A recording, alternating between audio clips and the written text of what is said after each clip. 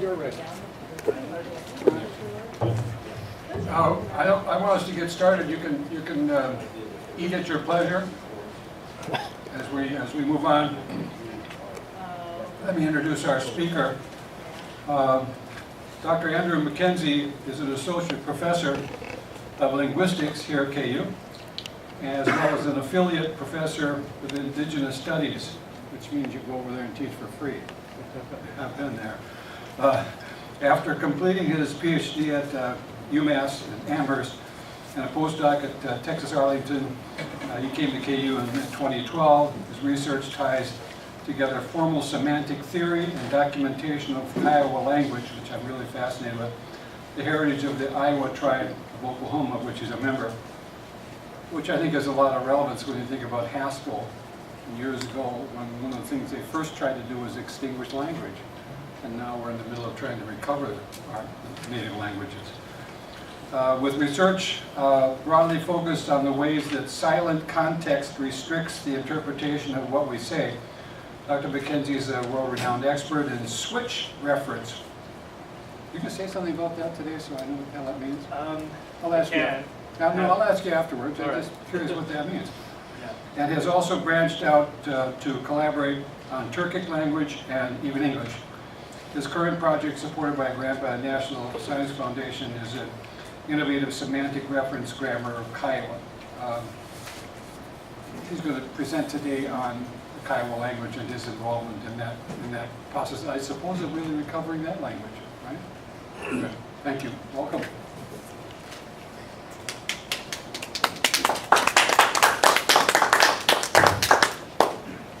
Thank you for having me and hosting and for the pizza.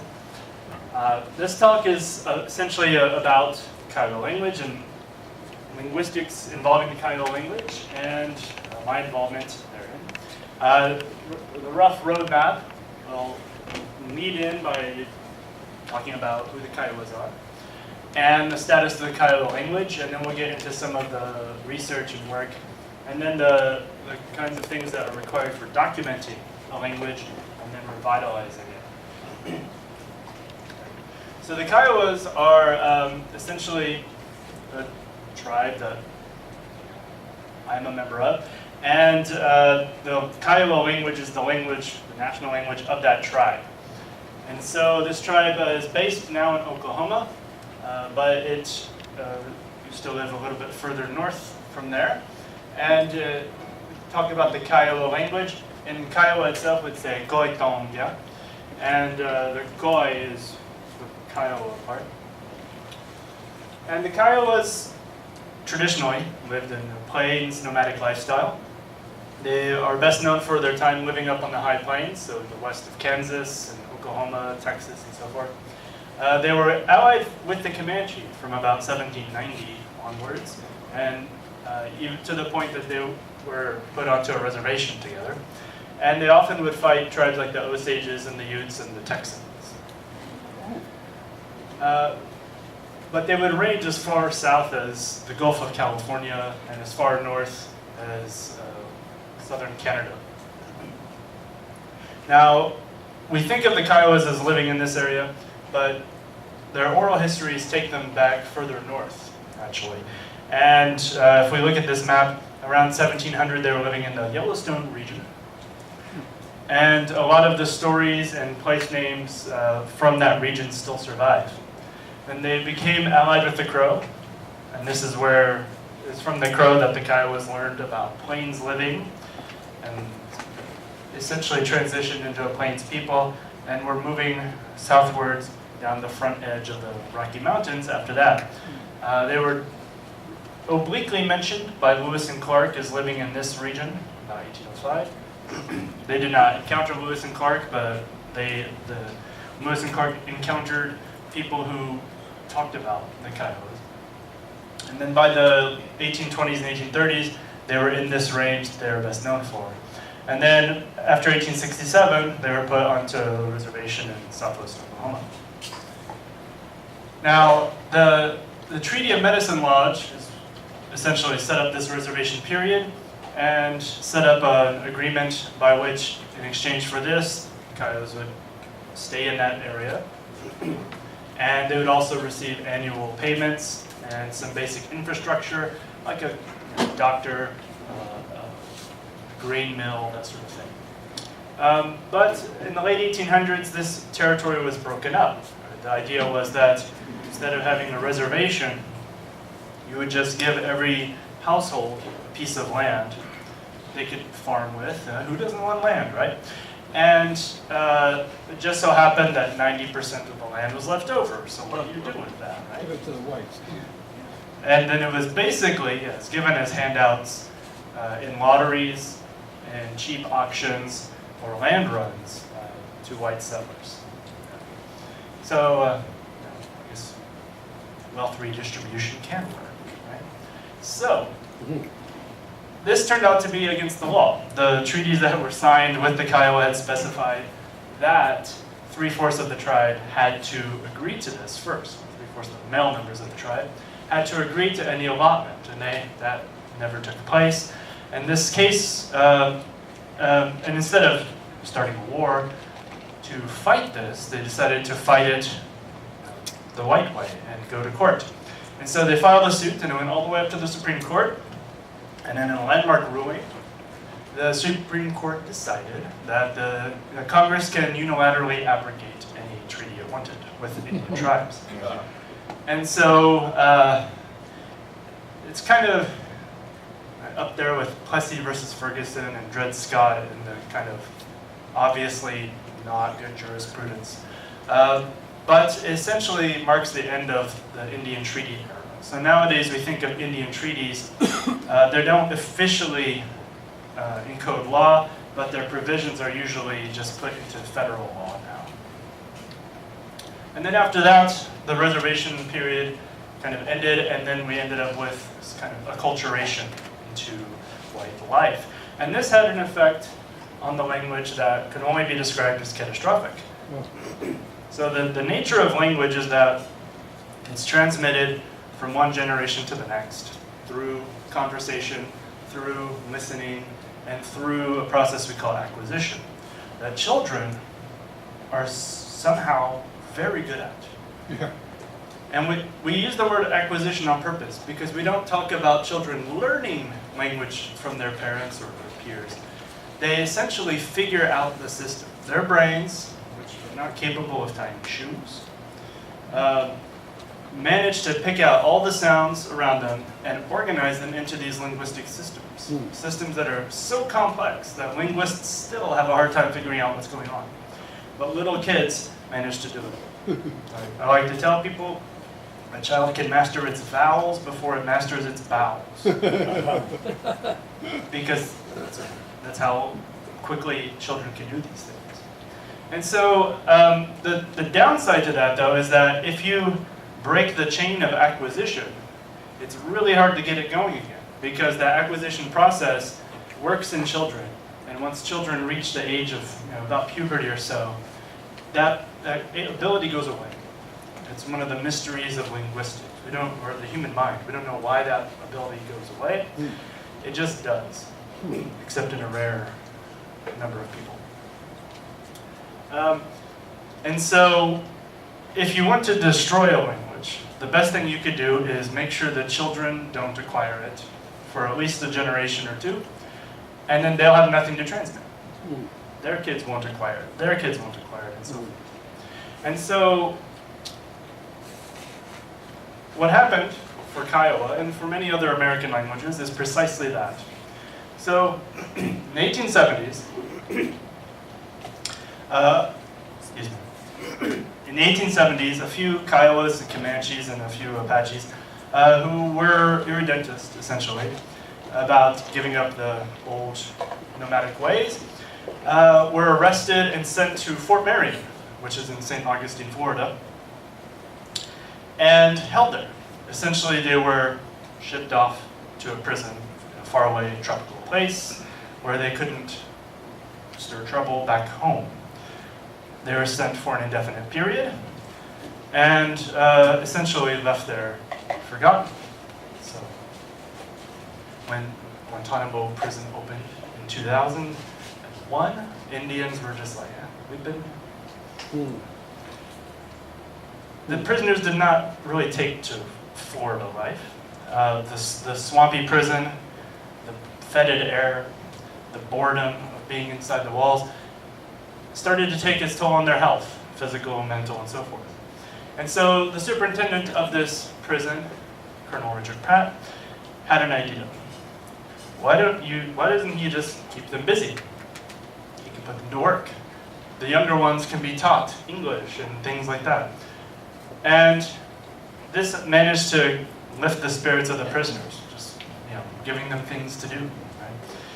And it got to the point where he could even lease out some of the prisoners for work outside of the prison. The younger ones essentially took to the program and became Christian, learned English, cut their hair, dressed in a white way, and so forth. And Pratt got the idea that maybe we can do this on a bigger scale this up. And so he managed to convince the US government to set up a number of schools. And the idea was to essentially civilize these people by teaching them the ways of their ways, right? And that works out well. Now, the motto that Pratt used was to kill the Indian to save the man. And to a modern ear, that sounds pretty awful.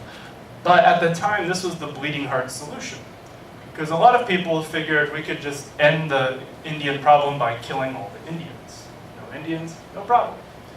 And so Pratt was like, well, instead of just killing them, just make them like us and solve the problem that way. But there's still this logic of Indians being a problem that had to be dealt with. And so the first school started in Carlisle, Pennsylvania, but then they soon spread throughout the country. And children were generally required to attend, or these annuity payments and food rations would be withdrawn from their families. And the deculturization started right when they got in the door. They would go into a room. If the boy had long hair, it was cut. Clothes were changed out. And then the child was given a new name. And this is an example of before and after. They went to coursework that was generally vocational in nature. They weren't training future scholars. They were training farmers and millers and blacksmiths and seamstresses and so forth. The routine was, here's an example of the education. The routine was military in nature. A lot of the boys would generally dress in military uniforms. They'd be up at dawn for reveille. There was marching. There was all sorts of discipline that involved military-style discipline. And it was harsh, even for the standards of that time. At the time, smacking kids around was a normal form of discipline. But things like standing outside, having to hold things up for hours at end, or repainting entire gazebos and things like that. The genders were kept strictly apart as much as possible. Of course, once the staff went to bed, all bets were off. But for the most part, during the day, the genders were segregated. The girls had their education, the boys had their education. The PE class, can't imagine doing PE in a shirt and pants anymore, but that's how people do things. But most importantly, the old ways of life were strictly forbidden. So the old religions were banned, were replaced with a new one. The old languages were banned. Students who were caught speaking them would be severely punished, starting with washing your mouth out with soap, and so forth. The idea was to turn their tribal allegiances away from their tribe and towards the U.S. And to that effect, children would often stay all year long, partly because transportation was difficult, and partly to make sure they didn't go back and just learn their old ways. Even now, right, children who go to school relapse a little in the summer, and then when they go back to school, they have to catch up a little bit. It's the same thing here. They would go back home and kind of become a little more Indian again, and then it made it more work, so they kept them over the summer. Some stayed from age 4 to age 24. And so by the time they went back, they weren't the same. Right? They ended up being outsiders in their own people. And the system worked out well, so they set up schools all over the country, including here in Lawrence. That's where Haskell began. It began as one of these schools. But they slowly converted to more modern schools by the 1970s. And Haskell converted into a junior college and then a college, and now it's a university. But a lot of children just passed through. And they ended up learning English, and a lot of them just simply spoke English to their kids. One reason was that if their kids didn't know their old language, they couldn't get in trouble for using it. Another reason is that these schools brought kids of a lot of different tribes together. And so if a Kiowa falls in love with a Crow, and then they get married, they have kids, they would just speak to their kids in English. And so once that happened, the chain of acquisition began to be broken. And now, out of the hundreds of languages that we know of, only a handful are still acquired by children today. Kiowa is not really one of them. Now, the US was not alone in this. Canada had essentially the same kind of system and the same kinds of results, although they've focused a bit more on the sexual abuse inside the schools than the US has. And then some other countries did as well. Essentially, a lot of countries where you have this kind of colonial takeover, you end up with a problem, this indigenous problem. And it turns out to be very common to deal with it by forcing people to go, forcing children out of their cultures and into yours. And so what kind of effect does that have on a language? So we think of a language as something that lives inside each of our minds. And there's not really such a thing as a language outside of that. You have a version of English, you have a version of English, you have a version, you have a version. There's not a version of English out there that's authoritative, official. It's just that each of us has a language and it overlaps enough we can understand each other. But what that means, though, is that if nobody has that language in their mind, then the language risks disappearing. And so we have a typology of language extinction. We talk about languages being threatened when the children of speakers begin to stop acquiring it. It becomes endangered once a few children or none acquire it. And it's expected that a lot of the world's languages are now endangered in that sense. It becomes moribund when few adults are still using it, and oftentimes only in certain contexts. And then we have the term dormant or sleeping when nobody speaks it at all. But it's been documented, so it could be revived. You can think like a dormant volcano. And then we say a language is extinct when no one speaks it and it cannot be revived. So an example is the Aranamba language. That language is extinct. We know that it did exist. There are reports of it. And we have one phrase that was recorded from it. Riana Tsai, which means give me water. But that's all we know from that language, and probably that's all we're ever going to know. And so that language cannot be revived. But a well-documented language can be revived, and that's where linguistics can help. And it's thought that between deliberate forces and more what we can call market forces, up to 90% of the languages of the world are expected to be dormant by the year 2100. And that's out of about 6,000 to 7,000. But the same forces we see everywhere. Urbanization, bringing people together. Socioeconomic assimilation. If there's a prestigious language and you don't speak it, a lot of times you have your kids acquire it so that they can speak it and they don't miss out. Education, as we've seen with the boarding schools, but even in a softer sense, the language of education has a huge effect. Employment and so forth. A lot of factors push people to make sure that their kids acquire a different language. And so in that sense, when we look at the language like Kiowa, you think of everything that could have happened to make a language go away, and everything did happen. So between a number of epidemics that happened in the 19th century, forced pressure from government policy, market forces afterwards, and essentially this kind of story has happened to Kiowa, to Comanche, to just about every language in North America. So linguists can help a little bit with that, but let me explain a bit what linguistics is. So in a nutshell, it is the scientific study of human language. So if there's science and language, you put them together, you get linguistics. A bit more specifically, it's the study of humanity through language. The nature of our mind, the nature of our culture, the way we interact with each other, and even the status of language as a biological trait. And so linguistics actually interacts with a lot of different fields, and each linguist will have interactions with people in different fields. But the main questions in linguistics are things like this. What does it mean to know a language?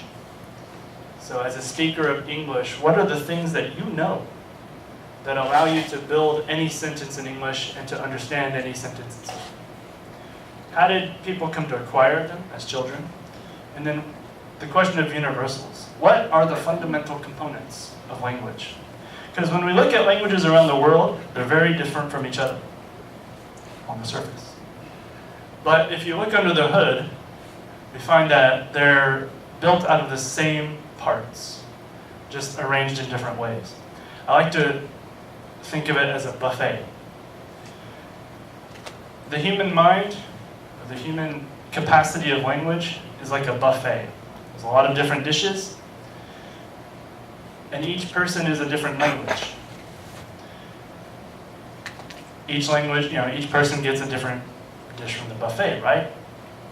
But as linguists, we're trying to figure out what's in the buffet. But we can't see the buffet. All we can see are what the plates are. We can see what people bring to the table.